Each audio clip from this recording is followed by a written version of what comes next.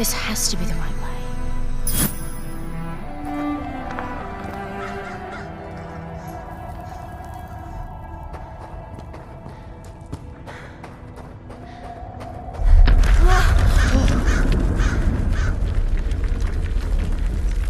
Before we continue, let's stop a moment and take a look at some of the key features of this demo.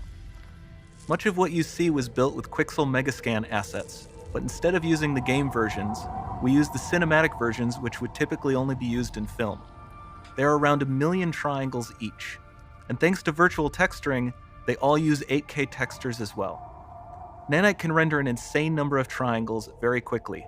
There are over 1 billion triangles of source geometry in each frame that Nanite crunches down losslessly to around 20 million drawn triangles.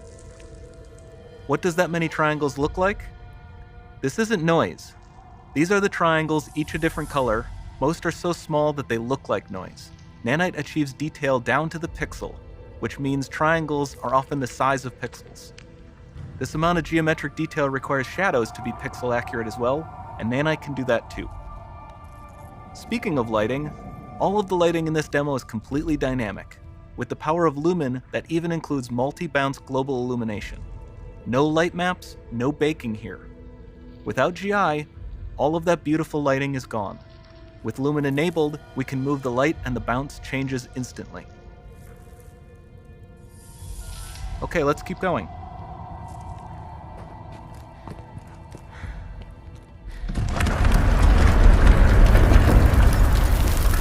We've made some great additions to our audio system as well. Convolution reverb allows us to measure reverberation characteristics of real spaces, like actual caves that we sampled, and reproduce them in virtual spaces. Sound field rendering allows us to record and play back spatialized audio.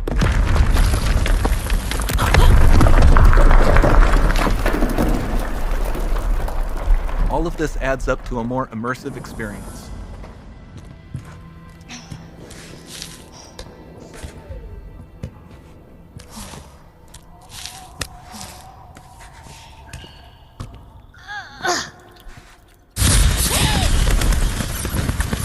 This swarm of bats was created with our Niagara effects system.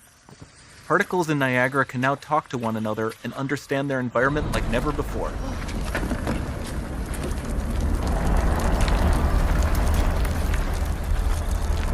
We've also added a ton of new functionality to run fluid simulations like you see in the water below.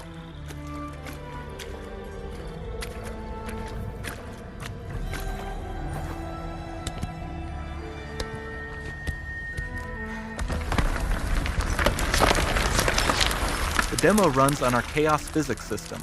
Here we are using it to accurately simulate the rigid bodies of the falling rocks and the cloth of her scarf.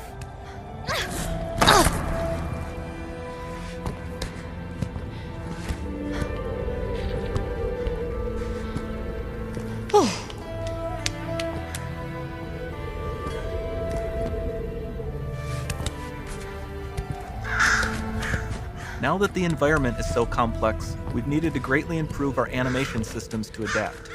We've added predictive foot placement and motion warping, which dynamically modifies IK and body position to look more natural. For the character to more realistically interact with the environment, we've added the ability to trigger seamless contextual animation events, like her hand on the door. That's promising.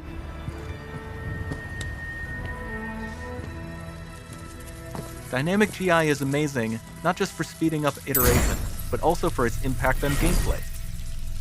Nice. Any light source can move while still having be. beautiful bounce lighting. Dynamic illumination means specular as well, which you can see on all the metal surfaces. You can even see the Niagara-powered bugs reacting to the light. Lumen not only reacts to moving light sources, but also changes in geometry.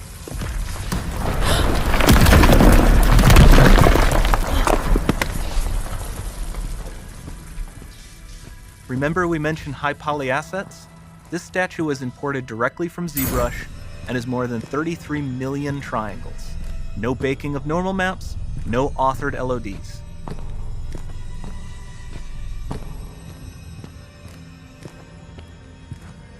And we can do more than a single statue. There are nearly 500 of that exact statue at the same detail level placed in this room for a total of over 16 billion triangles from statues alone. Over this entire demo, there are hundreds of billions of triangles.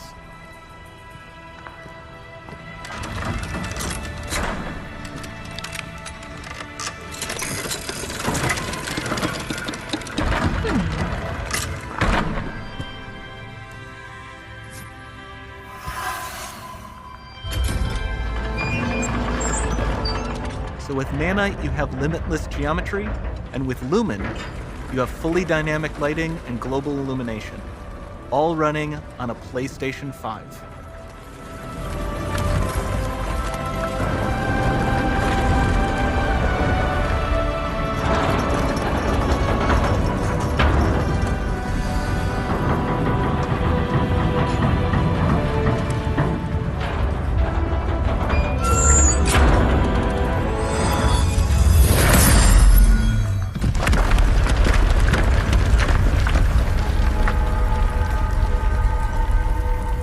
There's not much time left.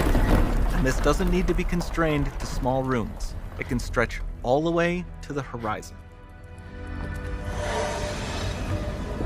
The portal, it's open. Don't fail me now.